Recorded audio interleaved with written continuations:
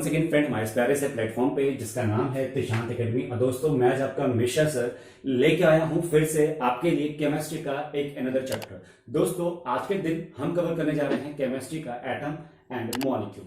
दोस्तों इस चैप्टर में आप जानेंगे कि केमिस्ट्री में जो हमारे 118 एलिमेंट अभी तक जो नोन है, उन एलिमेंट्स वो जो एलिमेंट है वो किस एटम से बने हुए हैं। क्योंकि हमें ये पता है कि जैसे बायोलॉजी में पढ़ते हैं कि the cell is a fundamental and structural unit of life. In the same way, in the chemistry, we know that all the elements are made up by very small, tiny particles known as the atom. And atoms are the fundamental structural unit of all the elements. तो हर एक element का जो हमारा atoms होता है, ये जो atoms है, ये क्या है? एक फंडामेंटल और स्ट्रक्चरल यूनिट ऑफ लाइफ है। दोस्तों ये जो आप एटम्स की जो खोज हुई थी, या एटम को कैसे ये एग्जिस्टेंस में आया, कैसे ये हमारे इस स्टडी जोन में आया है, दोस्तों बात हुई थी जब बहुत साल पहले 1700 की सेंचुरीज में। तो हमारे इंडिया के एक साइंटिस्ट थे, उन्होंने इस एटम को नाम दिया था परमाणु। ठीक है, उनके परमाणु के नाम के बाद उन्होंने बोला कि एटम इतना इंडिविजुअल है कि वो नेकेड आई से नहीं दिख सकता।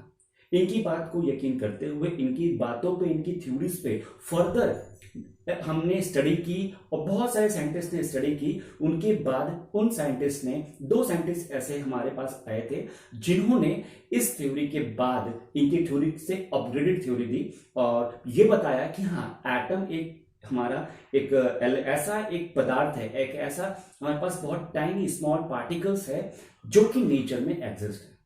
अब बात यह है कि हमारे पास तीन स्टेट ऑफ मैटर होते हैं। कौन कौन से? हमारे पास होते हैं सॉलिड, हमारे पास होते हैं गैस, और एक हमारे पास होता है लिक्विड। ये तीनों जो स्टेट ऑफ मैटर हैं, ये तीनों स्टेट ऑफ मैटर किससे बने होते हैं? पार्टिकल से बने होते हैं। तो आइदर हमारा पार्टिकल सॉलिड हो, लिक्विड हो या गैस हो, उन तीनों स्टेट ऑफ मैटर में जो पार्टिकल्स हैं वो किससे बने होंगे? एटम से बने होंगे। इसका मतलब ये हुआ कि जब भी हम कोई सा भी एक एटम एलिमेंट ले, फॉर एग्जांपल एलिमेंट की कोई पार्टिकल से ले लीजिए, for example this marker is made up by one, that is this pen and that is a cap. इसके अंदर क्या होगी? इंक। तो ये तीन चार चीजों से अभी आपको फिजिकली ऐसा दिख रहा है, बट जब आप एक सिंगल इसकी पेन की कैप की बात करेंगे, वो बना होगा प्लास्टिक का, और प्लास्टिक का भी एक केमिकल फॉर्मूला होता है। तो दोस्तों आप देखेंगे कि अदर एलिमेंट के कुछ एटम्स कंबाइन होकर हमें कुछ ना नई चीज देते हैं। तो एटम्स का कंबाइन होना ये एक स्टडी का सबसे महत्वपूर्ण हिस्सा था। तो साइंटिस्ट ने ये सोचा कि how the atoms are combined together, कैसे एटम्स कंबाइन हो रहा है, कंबाइनिंग कैपेसिटी क्या है, सारी चीजों का एक निचोड़ बताया इस पर्टिकुलर चैप्टर में। ठीक है, तो चलिए हम स्टार्ट करते हैं। First of all we know about that कि सबसे पहले नाम आया था law of chemical combination. Law of chemical combination, law of chemical combination, ये लॉ दिया गया वेरियस साइंटिस्ट के द्वारा। ठीक है, लेकिन उनमें से दो ऐसे साइंटिस्ट थे जिन्होंने बहुत ही यूनिक तरीके से और बहुत साइंटिफिक तरीके से हमें लॉ ऑफ केमिकल कॉम्बिनेशन को समझाया कि कैसे पर्टिकुलर एलिमेंट्स के जो एटम्स हैं वो कैसे कंबाइन होते हैं। तो दोस्तों उन साइंटिस्ट का नाम है, आप ध्यान से देख लीजिए, एक है लेबोरियस, दूसरे हैं दोस्तों प्रॉस्ट। ठीक है, ये दोनों आपके साइंटिस्ट हैं जिन्होंने, मतलब एक केमिस्ट मान के चलो, जो केमिस्ट्री में नोबेल प्राइज भी उन्होंने लिया है। तो इन दोनों नाम के जो साइंटिस्ट हैं उन्होंने हमें बताया कि लॉ ऑफ केमिकल कॉम्बिनेशन के बारे में, कि how the atoms of a particular element combine together. तो आज हम बेसिकली उन दो लॉ के बारे में बात करेंगे। पहला लॉ दोस्तों है आपका, फर्स्ट लॉ है क्या? Law of conservation, law of conservation of mass, law of conservation of मास। दोस्तों दूसरा लॉ हमारा है law of constant proportion, law of constant proportion. ये दोनों लॉ इन दोनों ने मिलकर दिया था। अब देखिए आपके एग्जाम में आता है क्वेश्चन कि state the law of conservation of मास, या ये भी क्वेश्चन आता है कि state law of constant proportion. तो इन दोनों लॉ के बारे में हमें पता तो होगा, जब मैं अभी बताऊंगा आपको पता चल जाएगा, लेकिन इस लॉ को लिखने कैसे, तो मैं आपको पैरेलल लेकर चलूंगा कि कैसे इसको बोलते हैं और कैसे इसको लिखते हैं। ठीक है, देखिए जब भी आपके एग्जाम में क्वेश्चन आएगा कि state the law of conservation of मास, तो आपको ध्यान से सबसे पहले ये बताना है कि इन दोनों साइंटिस्ट में से, इन दोनों जो पीपल हैं, इन दोनों आदमियों के बीच में से किसने ये दिया था, किसने ये दिया था, कौन साइंटिस्ट ने इस ये वाला लॉ को दिया, कौन साइंटिस्ट ने ये वाला लॉ को दिया। तो आपको सबसे पहले मैं ये बता दूं, जो टॉप पे लिखा हुआ है लेवोइसर, तो लेवोइसर नाम के जो शख्स थे उन्होंने दिया था लॉ ऑफ कंजर्वेशन ऑफ मास। और ये कौन से ईयर में दिया था दोस्तों, तो ये इनका ईयर था 1774 में, ठीक है। और ये जो लॉ ऑफ कांस्टेंट प्रोपोर्शन है ये दिया था दोस्तों 1779 में, मींस दैट उनके 5 इयर्स बाद। और ये दिया था दोस्तों प्रॉस्ट ने, ठीक है, ये दिया था प्रॉस्ट ने। अब ध्यान से मेरी बातों को समझिएगा कि लॉ ऑफ कंजर्वेशन ऑफ मास है क्या। दोस्तों लेवोइसर ने क्या किया, लॉ ऑफ कांस्टेंट प्रोपोर्शन को बताने के लिए उन्होंने एक छोटा सा एग्जांपल लिया। छोटा सा एग्जांपल क्या लिया कि जब भी कभी वो कैल्शियम कार्बोनेट को वो क्या करते थे, इसको हीट करते थे, दैट इज टू डिकम्पोज करना, इसको वो करते थे डिकम्पोज, ठीक है। इसको जब उन्होंने डिकम्पोज किया तो उनको क्या मिला, उनको मिला कैल्शियम ऑक्साइड और प्लस कार्बन डाइऑक्साइड, ठीक है, कार्बन डाइऑक्साइड, ये दोस्तों मिला। अब उन्होंने क्या किया, जो कैल्शियम कार्बोनेट लिया था वो लिया था 100 ग्राम, ठीक है, 100 ग्राम लिया। जो उनको कैल्शियम ऑक्साइड और प्लस जो कार्बन डाइऑक्साइड मिला दोस्तों, कैल्शियम ऑक्साइड मिला 56 ग्राम और जो कार्बन डाइऑक्साइड है वो मिला 44 ग्राम। तो इन दोनों के ये क्या है, रिएक्शन हो रही है। बिफोर द रिएक्शन जो आपका कंपाउंड है आपके सामने, जो आपका एलिमेंट है वो क्या है, कैल्शियम कार्बोनेट है, तो वो कितना ग्राम का है, 100 ग्राम का। और after the reaction what was our product, our product is calcium oxide and the carbon dioxide. Calcium oxide की क्वांटिटी कितनी बनी हमारे पास, 56 ग्राम, और कार्बन डाइऑक्साइड क्वांटिटी कितनी बनी हमारे पास, बनी है 44 ग्राम। तो जब आप इन दोनों का प्लस करते हो तो आपको क्या मिलता है, इन दोनों को प्लस करने के बाद 100 ग्राम ही मिलेगा। तो लेवोइसर ने बोला कि law of conservation of mass state that कि before the reaction and after the reaction the mass of the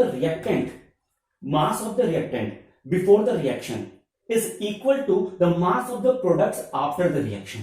मतलब रिएक्शन होने के बाद जो प्रोडक्ट का मास है वो सेम है और रिएक्शन होने से पहले जो आपका रिएक्टेंट का मास है वो सेम है। ये कहा गया था किसके द्वारा, लॉ ऑफ कंजर्वेशन ऑफ मास के द्वारा। अब इसको साइंटिफिक तरीके से लेवोइसर ने क्या कहा कि this law also state that the mass of a particular element is neither created not destroy. It means that कि इस पर्टिकुलर एलिमेंट में जो भी आपके एटम्स हैं उनका जो मास है वो मास को आप देखिए क्रिएट भी नहीं कर रहे हैं। ऐसा नहीं हो कि 100 से 101 हो जाए या 102 हो जाए, वो क्रिएट भी नहीं हो रहा, ना ही वो डिस्ट्रॉय हो रहा है। इट ऑलवेज बी कंजर्व्ड, ठीक है। तो आप दो तरीके से बोल सकते हो, पहला कि मास of the reactant before the reaction and mass of the product after the reaction is remain conserved. दूसरा क्या बोल सकते हो कि the mass of the elements, the mass of the atom of the element participating in the reaction is neither created not destroy, it always conserved in a particular reaction. और इतना लिखने के बाद आपको ये एग्जाम्पल लिख लेना है, ठीक है। ये आपको क्या लिखना है, एग्जाम्पल लिख देना है। इतना लिखेंगे आपका मार्क्स नहीं डिडक्ट होगा, ठीक है। और आपको फुल मार्क्स ना मिले तो मुझे बताइएगा कि हाँ सर इतना लिखने के बाद फुल मार्क्स नहीं मिला है, ठीक है। अच्छा लगा तो वीडियो को लाइक करते रहिएगा। Now moving to the next, that is a law of constant proportion. अब लॉ ऑफ कांस्टेंट प्रोपोर्शन क्या बोलता है, देखिए आपके साइंटिस्ट से प्रॉस्ट, उन्होंने बोला कि लॉ ऑफ कांस्टेंट प्रोपोर्शन क्या है कि कोई भी दो एलिमेंट जब आपस में कंबाइन करते हैं तो बनाते हैं एक अदर एलिमेंट, राइट। जब भी कोई दो एलिमेंट आपस में कंबाइन होकर एक नया कंपाउंड बनाते हैं तो उन दोनों जो एटम्स हैं, वो एक फिक्स्ड प्रोपोर्शन में आएंगे बाय मास।